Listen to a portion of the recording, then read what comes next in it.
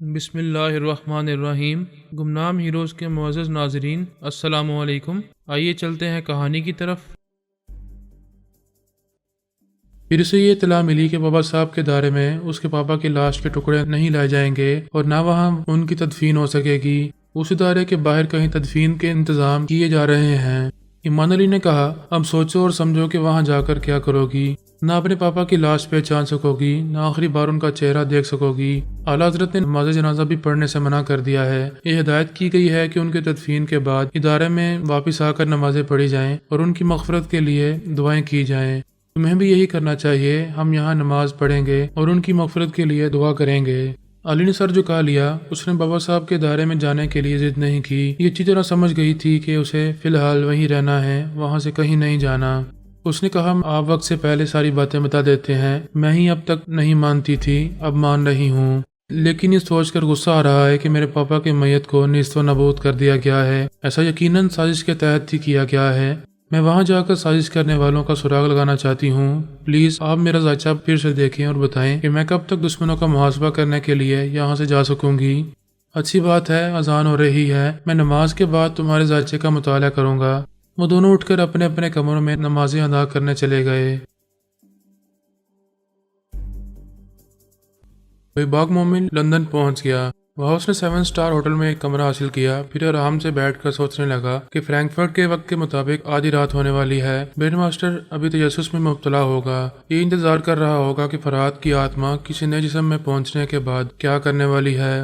بے باغ نے سوچا، ماسٹر کو بھی پوری طرح یقین نہیں ہوگا کہ وہ آتما کسی نئے جسم میں جا سکتی ہے اور نئی زندگی شروع کر سکتی ہے، لہذا اسے یقین دلانا ہوگا کہ منتر جوگی کے آخری الفاظ کے مطابق وہ آتما ایک نئے جسم میں پہنچ چکی ہے اور ایک نیا فرات جنم لے چکا ہے۔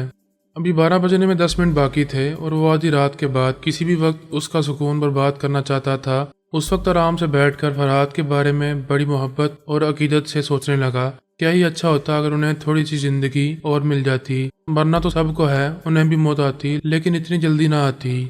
پھر اس نے سوچا، ان کی میت بابا صاحب کے دائرے میں پہنچ گئی ہوگی، وہاں آخری رسومات ادا کی جا رہی ہوں گی۔ مجھے اس سلسلے میں کچھ معلوم کرنا چاہیے۔ اس نے فون کے ذریعے بابا صاحب کے ادارے سے رابطہ کیا۔ وہاں کے انچارج خلیل بن مکرم کے ماتحت نے فون اٹینڈ کیا اور پوچھا، فرمائیے آپ کون ہیں اور کیا چاہتے ہیں؟ اس نے کہا، میں مرحوم فراد علی تیمور کا عقیدت مند ہوں۔ یہ معلوم کرنا چاہتا ہوں کہ ان کی تدفین کے سلسلے میں کیا ہو رہا ہے۔ کیا میں ان کی کسی وائف یا کسی بچے سے فون پر بات کر سکتا ہوں؟ اس نے جواب دیا، مرحوم کی تدفین بابا صاحب کے دائرے میں نہیں ہوگی۔ اچانک ایک ایسا واقعہ پیش آیا ہے جس کے بعد ان کی لاش ناقابل شناخت ہو گئی ہے، اس لیے اب انہیں ادارے میں نہیں لایا جائے گا۔ ان کی وائف اور بچے سبھی صدمے سے ٹوٹے ہوئے ہیں۔ اس وقت کوئی بھی آپ سے فون پر بات نہیں کر سکے گا۔ آپ کل کسی وقت ان سے فون پر رابطہ کر سکیں گے۔ پلیز مجھے بتائیں ایسی کیا بات ہو گئی ہے کہ مرحوم کی میت کو ادارے میں نہیں لایا جا سکے گا۔ وہاں سے پوچھا گیا کہ آپ ٹیلی پیتھی جانتے ہیں؟ اس نے کہا، جی ہاں جانتا ہوں۔ اس نے کہا، تو پھر آپ میرے اندر آ جائیں اور میرے خیالات پڑھ کر ساری باتیں معلوم کر لیں، کیونکہ میں فون پر بہت مصروف ہوں۔ دنیا کے مختلف حصوں سے لگاتار کال پر کال آ رہی ہیں۔ کیا آپ کو یہ اندیشہ نہیں ہے کہ میں آپ کے چور خیالات پڑھ کر بابا صاحب کے دائرے کے بارے میں بہت کچھ معلوم کر لوں گا یا آپ کو کسی طرح کا نقصان پہنچاؤں گا؟ وہ بولا، الحمدللہ اس وقت میں بابا صاحب کے دائرے میں بیٹھا ہوں۔ یہاں کوئی خیال خانی کرنے والا اپنے منفی ارادوں میں کامیاب نہیں ہو سکے گا۔ آپ اگر منفی خیالات رکھتے ہیں تو آزما کر دیکھ لیں۔ اس نے رابطہ ختم کر دیا۔ بے باک نے فوراً ہی اس کے دماغ میں پہنچ کر اس کے خیالات پڑھنے شروع کیے۔ تب اسے پتا چلا کہ فرات کی لاش جس مردہ خانے میں تھی وہاں بم کا دھماکہ ہوا ہے اور وہاں رکھی ہوئی کئی لاشیں ٹکڑے ٹکڑے ہو کر ایک دوسرے سے گڑ مڑ ہو گئی ہیں۔ وہ اس سے آگے خیال خوری نہ کر سکا۔ فرات سے اس قدر متاثر تھا کہ دل رونے کو چاہ رہا تھا، لیکن مرد بندہ تھا، فولاد کا دل لگتا تھا، آنسو ضبط کر رہا تھا اور تیش میں آ کر سوچ رہا تھا، یہ سب کیسے ہو گیا؟ کس نے ایسا دھماکہ کیا ہے؟ یہ سب ان دشمنوں کی چال بازی ہے۔ میں ان ذلیل سازش کرنے والوں تک پہنچ کر ہی رہوں گا اور ایک کے ایک سے گن گن کر بدلہ لوں گا۔ وہ تھوڑی دیر تک جوش و جذبے اور بڑی محبت سے فرات کے بارے میں سوچتا رہا، پھر بابا صاحب کے دائرے کے اسی ماتحت کے اندر پہنچ کر دوسرے خیالات پڑھنے لگا۔ پتہ چلا کہ فرات کی لاش چونکہ ناقابل شناخت ہو چکی ہے، اس میں غیر مسلموں اور دشمنوں کے ٹکڑے مکس ہو چکے ہیں، اس لیے فرات کی تدفین ادارے میں نہیں ہو سکے گی۔ وہ دماغی طور پر حاضر ہو گیا، दिलो दिमाग सदमे की शिद्दत से फोड़े की तरह दुख रहा था। एक तो मौत का सदमा था, दूसरा ये कि उसके महबूब उसके आका की लाश की बेहुरमती की गई थी। उसका दिल यही कह रहा था कि अभी वो दुश्मन तक पहुंचकर एक के गर्दन दबोच ले और इस तरह तड़पा तड़पा कर मौत के घाट उतारे कि वो मरना चाहें लेकिन मरने ना पाए, उनके लिए जीना भी मुश्किल और मरना भी मुश्किल कर दे। लेकिन सोचने से ना दुश्मन मरते हैं ना उनका कोई सुराग मिलता है। उनकी शहरक तक पहुंचने के लिए सब्र व तहम्मुल जरूरी है। लिहाजा वो भी अपने दिलो दिमाग पर जबर करने लगा, सब्र करने लगा। उसने घड़ी देखी, फ्रैंकफर्ट के वक्त के मुताबिक 1 बजने वाला था। वो अपने मोबाइल फोन के लिए 2 नई सिम खरीद कर लाया था ताकि उनके जरिए इंतकामी कार्रवाई की इब्तिदा कर सके। मास्टर असूलों का पाबंद था, वक्त पर खाता पीता था, लेकिन उस रात नींद उड़ चुकी थी। रात के 12 बज चुके थे। वो सोच रहा था कि फरहाद की आत्मा पहले अपने ही जिस्म की तलाश में इस मुर्दा खाने की तरफ गई होगी और वहाँ अपना जिस्म ना पाकर अब शायद वो किसी नए जिस्म में दाखिल हो गई हो। परेशानी और घबराहट ये सोचकर थी कि मंतर जोगी से फोन के जरिए राब्ता रहा करता था। वो उसके 2 फोन नंबर जानता था, लिहाजा फरहाद की आत्मा को भी वो फोन नंबर मालूम होंगे और हो सकता है कि वो फोन के जरिए उससे राब्ता करे और ये मालूम करना चाहे कि वो कहाँ छुपा बैठा है। मास्टर ये भी जानता था कि मंतर जोगी ने उसका एक पुतला बनाया था। उस पुतले के जरिए उसका खुफिया पता ठिकाना मालूम किया था। बहरहाल उसने मंतर जोगी के मरते ही वो खुफिया अड्डा छोड़ दिया था और अब एक नई पनाहगाह में था। फिर भी दिल में तरह तरह के वसवसे और अंदेशे पैदा हो रहे थे। क्या फरहाद की आत्मा को मंतर जोगी की आत्मा शक्ति मिल गई होगी या उसे सिर्फ नया जिस्म मिलेगा? अगर फरहाद को आत्मशक्ति मिलेगी तो वो कमबख्त उस खुफिया पनाहगाह तक भी पहुंच जाएगा। मैं पाताल में छुपने जाऊंगा तो वो वहां भी पहुंच जाएगा। मैंने एक काले जादू जाने वाले से काम लेने की बहुत बड़ी गलती की, अब उसका नतीजा सामने आ रहा है। वो सोचते सोचते ऐसे चौंका जैसे फरहाद उसकी गर्दन दबोचने आ गया हो, जबकि ऐसी कोई बात नहीं थी। फोन का बदर बोल रहा था। रात की खामोशी और सन्नाटे में उस बदर की आवाज किसी बदरूह की तरह लग रही थी। उसने फोन को उठाकर नंबर पढ़े। वो कोई नया नंबर था। आज से पहले उस नंबर वाले ने उससे कभी राब्ता नहीं किया था। उसने बटन दबाकर उसे ऑन करके कान से लगाया, फिर पूछा, हेलो कौन? फोन पर ऐसी आवाज सुनाई दी जैसे कोई प्रीत आत्मा हाँप रही हो और कह रही हो, हाय आत्मा। मास्टर के हाथ से फोन गिरते गिरते रह गया। उसने मजबूती से उसे पकड़कर पूछा, कौन हो तुम? या तुम्हारी आवाज ऐसी ही है या तुम आवाज बनाकर बोल रहे हो? दूसरी तरफ से कोई जवाब नहीं मिला, खामोशी रही। उसने फोन को देखा तो पता चला राब्ता खत्म कर दिया गया है। उसने जो आवाज सुनी थी और जो लबो लहजा था उसे अपने गिरफ्त में लेकर ख्याल खानी की परवाज की। उसके अंदर पहुंचना चाहा तो उस आवाज और लबो लहजे से ताल्लुक रखने वाला कोई दिमाग उसे नहीं मिला। ऐसे वक्त 2 बातें ही समझ में आई कि एक तो ये कि किसी ने आवाज बनाकर बात की है या फिर दिमाग जिस्म के अंदर होता है, आत्मा के अंदर नहीं। उसने किसी का जिस्म हासिल किया है और कमजोरी के बायस हामते हुए बोल रही थी। ये ख्याल और ज्यादा दहशत ज़दा करने वाला था। मंतर जोगी के आखिरी अल्फाज दिमाग में गूंज रहे थे, तुम मुझे हलाक करने के बाद पछताओगे, बहुत पछताओगे। मास्टर की नींद उड़ चुकी थी, अब वो सुबह तक सोने वाला नहीं था। बेबाक मोमिन ने अपने फ़ोन से वो सिम निकाल ली जो सिर्फ मास्टर के लिए मखसूस थी। फिर उसने एक नई सिम डाली। अब ये नई सिम मास्टर की बीवी और बच्चों के लिए थी। वो बीवी बच्चे एलिजाबेथ ब्रिज से नॉर्थ की तरफ कुछ फासले पर एक बंगले में रहते थे। मास्टर की बीवी का नाम मोनिका था। इस वक्त वो गहरी नींद में थी। फोन की आवाज़ सुनकर चौंक गई। उसके धड़कते हुए दिल ने कहा, इतनी रात को उसके शौहर रिचमैन ब्रेन मास्टर ने मोहब्बत से याद किया है। उसने लेटे लेटे फोन की तरफ करवट ली, फिर रिसीवर को उठाकर कान से लगाते हुए कहा, हेलो डार्लिंग, मैं तुम्हारी मोनिका बोल रही हूँ। वो जरा चुप हुई। उसे मोहब्बत भरे जवाब की तवक्को थी, लेकिन जवाब सुनाई नहीं दिया। उसने मुखातिब किया, हेलो डार्लिंग, हेलो रिचमैन, तुम चुप क्यों हो? उसने जरा इंतजार किया, फिर रिसीवर को देखा। उसके बाद CLI पर नंबर पड़े तो समझ में नहीं आया कि वो किसका नंबर है। उसे अपनी गलती का एहसास हुआ, शायद रॉन्ग कॉल थी और उसने CLI में नंबर पड़े बगैर अपने शोहर को प्यार से मुखातिब करना शुरू कर दिया था। वो शर्मिंदा सी हुई, फिर रिसीवर को क्रेडल पर रख दिया। बेबाक फोन करके उसके दिमाग में पहुंच गया था और उसके ख्यालात पढ़ रहा था। मालूम हुआ कि वो एक बहुत ही अच्छे मिजाज की नेक सीरत औरत है। हर माँ की तरह अपने बेटे और बेटी से बहुत मोहब्बत करती है। अपनी भरपूर मोहब्बत से उन बच्चों को बाप की अदम मौजूदगी का एहसास नहीं होने देती।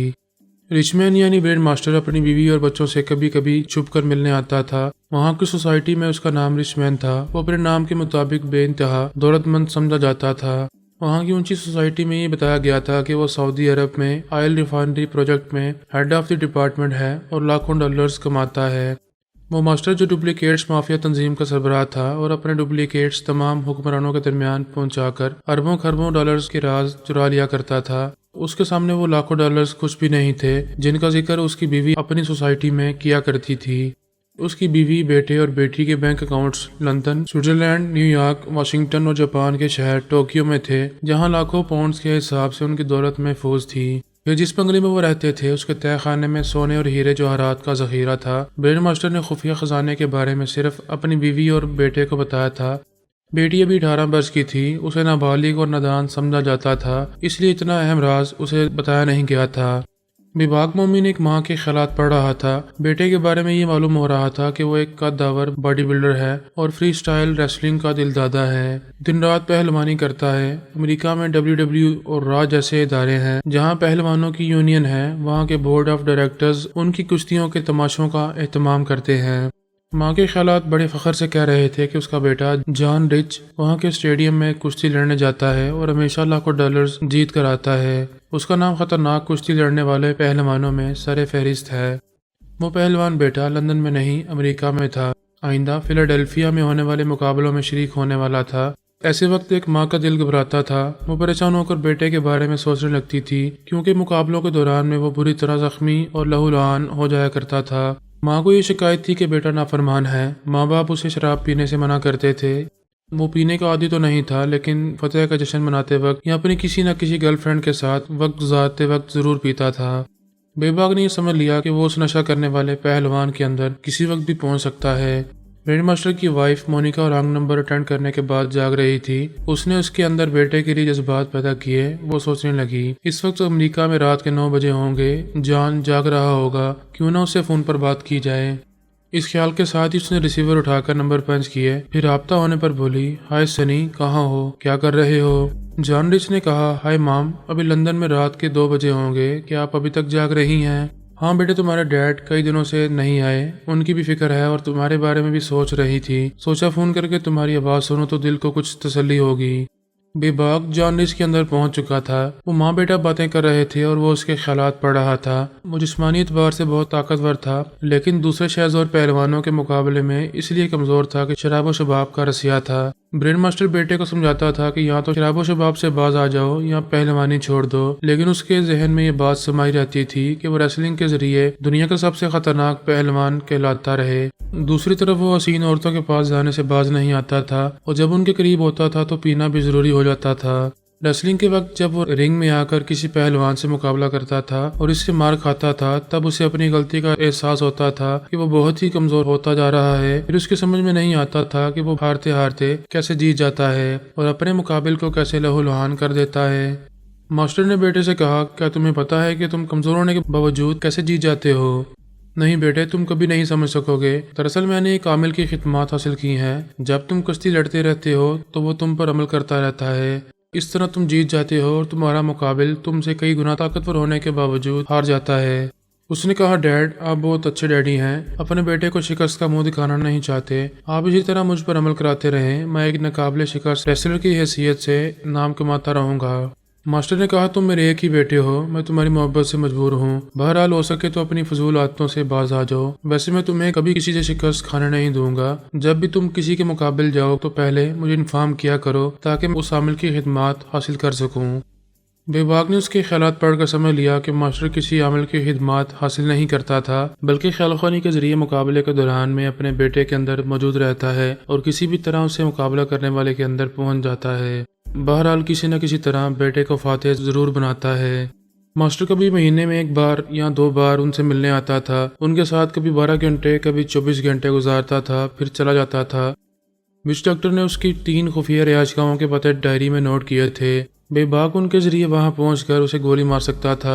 اگر وہ وہاں نہ ملتا تو اپنے بیوی بچوں سے جب بھی ملنے آتا تب اسے ہلاک کر سکتا تھا، لیکن کسی بھی بے حس، سنگ دل اور ڈھیڑ مجرم کو ہلاک کرو تو اس کے لیے کوئی فرق نہیں پڑتا، کیونکہ وہ جان ہتھیلی پر رکھ کر ہی مجرمانہ زندگی گزارتا ہے اور یہ بھی جانتا ہے کہ ایک دن اسے حرام موت مرنا ہی ہے۔ بڑے بڑے خطرناک مجرموں اور ظالموں کی موت اس وقت ہونی چاہیے جب ان سے ان کی طاقت چھین لی جائے، انہیں کمزور بنا دیا جائے۔ بے باک مومن نے یہ سوچ لیا تھا کہ برین ماسٹر کو بے بس ہو، مجبور اور کمزور بنانے کے بعد آخر میں عبرتناک سزائے موت دے گا۔ وہ پھر سے اس کی بیوی مونیکا کے اندر پہنچ گیا۔ اب وہ گہری نیند میں تھی۔ اس کے خیالات نے بتایا کہ اس کی بیٹی اینا دوسرے بیڈ روم میں سو رہی ہے۔ بے باک نے اس کے خوابیدہ دماغ سے پوچھا، کیا اس کے بیڈ کے سرانے بھی فون رکھا ہوا ہے؟ اس کی سوچ نے کہا، نہیں، اس کے پاس ایک موبائل فون ہے۔ اس نے موبائل فون کا نمبر معلوم کیا، پھر اپنی جگہ دماغی طور پر حاضر ہو گیا۔ اس نے چند گھنٹوں میں ماسٹر کی فیملی کے بارے میں بہت کچھ معلوم کر لیا تھا۔ اب اس کی ایک لاڈلی بیٹی کے بارے میں بھی کچھ نہ کچھ معلوم کرنا تھا۔ اس نے اس کے نمبر پنچ کر کے اسے کان سے لگایا۔ اینا شباب کی دہلیز پر قدم رکھ چکی تھی۔ انتہائی دولت مند باپ کی بیٹی تھی، کوئی فکر یا پریشانی اسے چھو کر بھی نہیں گزرتی تھی۔ وہ بڑی فراخ دلی سے لائف کو انجوائے کرتی تھی اور رات ہوتے ہی بڑی مست ہو کر گہری نیند میں ڈوب جاتی تھی۔ اس کے سرہانے رکھا فون کا بزر بول رہا تھا، اسے پکار رہا تھا۔ وہ گہری نیند میں تھی، کسمسانے لگی۔ وہ ادھر سے ادھر کروٹ بدل کر فون کی آواز سے نجات پانا چاہتی تھی، مگر آواز بند ہونے والی نہیں تھی۔ آخر اس نے آنکھیں بند کیے ہی ایک ہاتھ سے ٹٹول کر فون کو اٹھایا، اسے آن کر کے کان سے لگا کر کہا، ہیلو، اتنی رات کو کسی کی نیند خراب کرنا کہاں کی شرافت ہے؟ بے باک مومن نے فون بند کر دیا۔ ادھر وہ فون اس کے کان سے لگا ہوا تھا، وہ نیند میں تھی، اسی طرح سوتی رہ گئی۔ اس نے کچھ نہ جانتے ہوئے اپنے دماغ کو ایک اجنبی کے حوالے کر دیا اور بچپن سے جوانی کے موجودہ لمحات تک اپنی ہسٹری اسے سنانے لگی۔ معلوم ہوا کہ وہ پڑھنے لکھنے کے معاملے میں ذہین ہے، لیکن دنیاوی معاملات کو سمجھنے کے معاملے میں بہت ہی نادان ہے۔ اسے شاعری اور مصوری سے دلچسپی ہے۔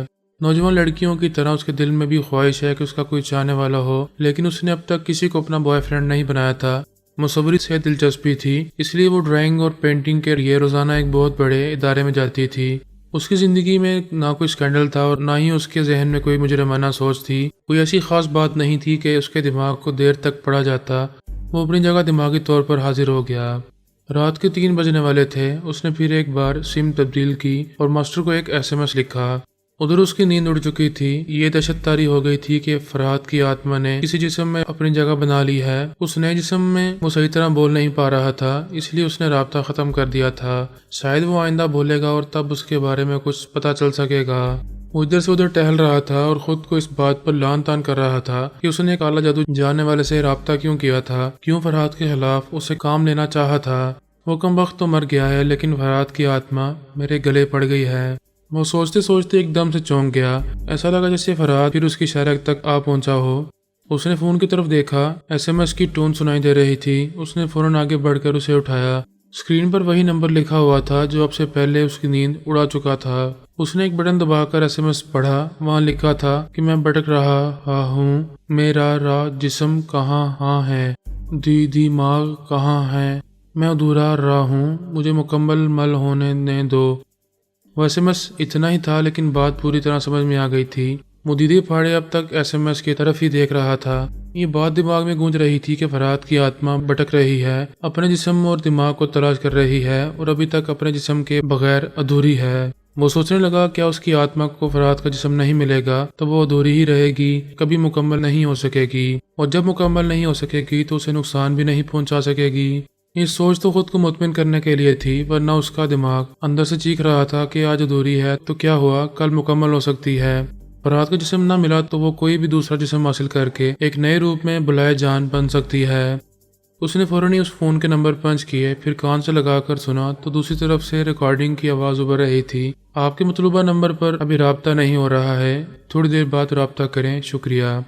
اس نے اب سے پہلے بھی اسی نمبر پر کال کی تھی، اس وقت بھی یہی ریکارڈنگ چل رہی تھی۔ دوسری طرف بے باک مومن فون بند کیے بیٹھا ہوا تھا اور سوچ رہا تھا، فرحات مرحوم کی لاش سوئٹزرلینڈ کے ایک مردہ خانے میں تھی، وہاں بم دھماکہ کیسے ہوا؟ یہ بات وہاں کی انٹیلیجنس اور قانون کے محافظوں سے معلوم کی جا سکتی ہے۔ اس نے فون کی ڈائریکٹری کھول کر سوئٹزرلینڈ کی ایک ایئر ویز کمپنی کے نمبر معلوم کیے، وہاں کے ایک عہدیدار سے رابطہ کیا، اس کی آواز سنی، پھر اس کے ذریعے ایک فون کے بعد دوسرا فون اور دوسرے فون کے بعد تیسرے فون سے رابطہ کرتے ہوئے سوئٹزرلینڈ کے ایک حاکم کے اندر پہنچ گیا۔ اس کے خیالات نے بتایا کہ تمام بڑے ممالک نے ایک کمیٹی قائم کی تھی جس میں بہت ہی تجربہ کار ڈاکٹرز، فنگر پرنٹس اور علم الاجسام کے ماہرین، ایک ماہر سیاستدان اور ایک بدنام زمانہ چال باز بھی شامل تھا۔ انہوں نے ہر طرح سے یہ تصدیق کی تھی کہ جس لاش کا معائنہ کیا جا رہا ہے وہ فرحات علی تیمور کی ہی ہے۔ ایسے ہی وقت ایک گمنام فون کال آئی تھی۔ ایک شخص نے کہا تھا کہ فرحات اپنی موت سے پہلے ایک آتما شکتی جاننے والے کے قابو میں آ گیا تھا۔ اس طرح بظاہر تو اس کی موت ہو چکی ہے، لیکن اس کی آتما اس آتما شکتی جاننے والے کے زیر اثر ہے۔ وہ آتما کسی بھی وقت پھر فرحات کے جسم میں آ کر سما سکتی ہے اور وہ زندہ ہو سکتا ہے، اس لیے اس کے جسم کو نیست و نابود کر دینا چاہیے۔ اس کمیٹی میں یہ سوال بھی اٹھایا گیا تھا کہ اگر فرحات کے جسم کو نابود کر دیا جائے تو کیا فرق پڑے گا؟ وہ آتما تو کسی دوسرے کے اندر سما کر فرحات کو ایک نیا روپ دے گی، ایک نئی زندگی دے گی۔ کسی نے معقول جواب دیا تھا کہ فرحات کی آتما کو کوئی نیا جسم مل جائے تو کوئی بات نہیں، مگر فرحات کا اپنا جسم نہ ملے، کیونکہ اس کے جسم میں اپنا دماغ ہے۔ وہ اپنے اسی دماغ اور ذہانت سے سپر پاور پر بھی حاوی رہتا آیا تھا۔ یہ بات سب کے ہی دل و دماغ کو لگی اور سب نے ہی متفق ہو کر یہ فیصلہ کیا کہ اس لاش کے چیچڑے اڑا دیے جائیں۔ بے باک مومن اس حاکم کے خیالات پڑھ رہا تھا، اس کے دل کو صدمہ پہنچ رہا تھا، یہ سوچ کر غصہ بھی آ رہا تھا کہ دشمنوں نے فرحات صاحب کو مرنے کے بعد بھی نہیں بخشا، ان کی لاش کو نمونہ عبرت بنا دیا، کمختوں نے انہیں ناقابل شناخت بھی بنا دیا۔ بے باک نے اس کے خیالات پڑھ کر معلوم کیا کہ کتنے ممالک کے کتنے اکابرین اس گناؤنی سازش میں شریک تھے۔ ان سب کے نام، پتے اور فون نمبر معلوم کرنے کے بعد اپنی جگہ دماغی طور پر حاضر ہو گیا۔ دل ہی دل میں قسمیں کھانے لگا کہ ان میں سے کسی کو بھی سکون سے نہیں رہنے دے گا۔ سب کے دلوں میں یہ خوف ہے کہ فرحات کی آتما کسی بھی نئے جسم میں سما کر نئے روپ میں پھر ان کے مقابلے پر آ سکتی ہے۔ اس نے بھی جو ایس ایم ایس ماسٹر کو دیا تھا، اسی ایس ایم ایس کو ان سب کے فون نمبرز پر ارسال کرنے لگا۔ 1 گھنٹے کے بعد ہی تمام ممالک کے اکابرین ایک دوسرے سے فون پر رابطہ کر رہے تھے اور کہہ رہے تھے کہ انہیں ایک پراسرار ایس ایم ایس موصول ہوا ہے، کوئی ہم سے پوچھ رہا ہے اس کا جسم اور اس کا دماغ کہاں ہے، وہ اپنے جسم کے بغیر ادھورا ہے، مکمل ہونا چاہتا ہے۔ وہ سب ایک دوسرے سے فون پر کہہ رہے تھے کہ ہمارے فون پر بھی بالکل یہی ایس ایم ایس آیا ہے، یوں لگتا ہے جیسے فرحات کی آتما بھٹک رہی ہے اور ہم سے اپنے جسم کا پتہ پوچھ رہی ہے۔ کتنے ہی اکابرین جھنجھلا کر کہہ رہے تھے، یہ کیسی نانسینس بات ہے، کسی بھی انسان کے مرنے کے بعد اس کی روح اس کے جسم سے نکلتی ہے اور کہاں جاتی ہے، یہ آج تک کسی نے نہیں دیکھا۔ آج تک کسی نے کسی روح کو بولتے یا فون کرتے اور ایس ایم ایس کرتے نہ دیکھا نہ سنا، کوئی ہمیں خواہ مخواہ خوفزدہ کر رہا ہے۔ اکابرین میں سے ایک نے کہا، یہ تو سب ہی کہتے ہیں کہ روح مجسم نہیں ہوتی، اس کے ہاتھ پاؤں نہیں ہوتے، وہ ایک نور ہوتا ہے، ایک اندرونی قوت ہوتی ہے جو انسان کے اندر سے نکل جائے تو پھر وہ مردہ ہو جاتا ہے۔ ایک اور ملک کے حاکم نے کہا، جب وہ نظر نہیں آتی، اس کے ہاتھ پاؤں نہیں ہوتے، آج تک کسی نے روح کو بولتے نہیں سنا، تو پھر وہ فون کے ذریعے کیسے میسج دے رہی ہے؟ ایک نے کہا، آپ لوگ یہ نہ سوچیں کہ فرحات کی روح نے ایس ایم ایس دیے ہیں اور روح کسی بھی جسم میں عارضی طور سے سما گئی ہے اور اس کے اندر رہ کر فون کے ذریعے ایسا کر رہی ہے۔ وہ اسی نتیجے پر پہنچ رہے تھے کہ فرحات کی روح عارضی طور پر کسی کے جسم میں پہنچ گئی ہے اور یہ جان گئی ہے کہ اس کے اصل جسم کو نیست و نابود کرنے میں کن لوگوں کا ہاتھ رہا ہے۔ ایک نے کہا، یہ ہم دیکھ رہے ہیں کہ جو بھی اس کی لاش کو نابود کرنے میں شریک تھا، صرف اسی کے پاس ہی ایس ایم ایس پہنچ رہا ہے۔ وہ مر چکا ہے مگر اس طرح زندہ ہے کہ یہ ادھورا ہے، کسی کے جسم میں ہے اور ہم سے اپنے جسم اور دماغ کا مطالبہ کر رہا ہے۔ بے باک مومن اپنی جگہ بیٹھا سکون سے سوچ رہا تھا کہ میں نے ان تمام ممالک کے اکابرین کو ایس ایم ایس بھیج دیے ہیں، اب میرا یہ فرض ہوگا کہ میں ان کے اندر پہنچ کر ان کی کمزوریاں اور ان کے اہم راز معلوم کروں، پھر انہیں یہ تاثر دوں کہ فرحات کی روح کسی نئے جسم میں پہنچ کر ان سے انتقام لے رہی ہے۔ وہ رات گزر چکی تھی، اس نے سوچا، میں زبردست پلاننگ کروں گا کہ مجھے آنے والے دنوں میں کیا کرنا ہے۔ فی الوقت صبح کے 5 بج رہے ہیں، ابھی سو جانا چاہیے۔ وہ بیڈ پر آ کر لیٹ گیا، چاروں شانے چت ہو کر آنکھیں بند کر کے دماغ کو ہدایت دی کہ اگلے 5 گھنٹوں تک گہری نیند سوتا رہے، کوئی مداخلت ہو یا کوئی غیر معمولی بات ہو تو فوراً آنکھ کھل جائے، ورنہ مقررہ وقت تک سوتا رہے۔